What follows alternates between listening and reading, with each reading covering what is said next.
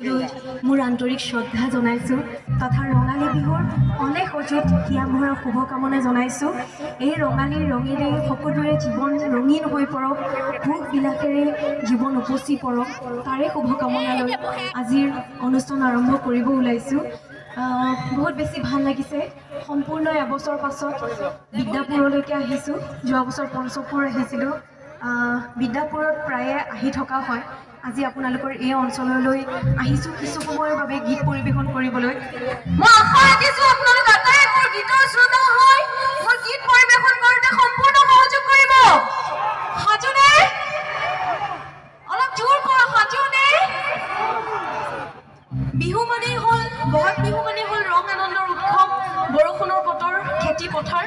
গতিকে আমাৰ আয়োজকসকলে, আমাৰ বিষয়ববীয়াসকলে খুব সুন্দৰকৈ অনুষ্ঠানখন আমাৰ বাবে আয়োজন কৰিছে।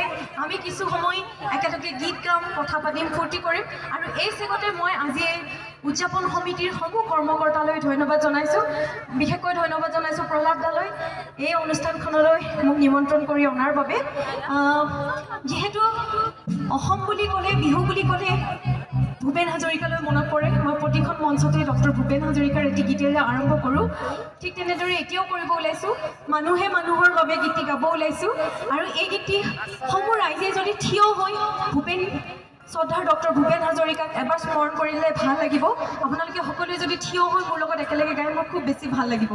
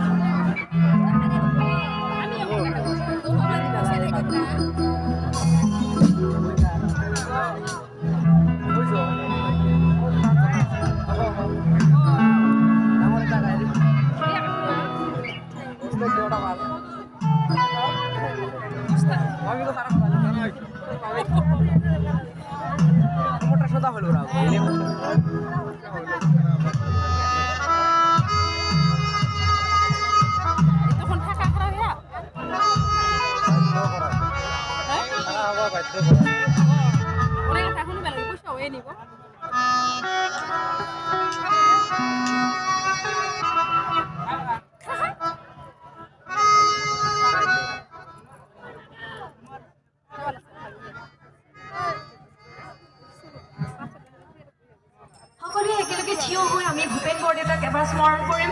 সকলোৱে একেলগে। মানুহে মানুহৰ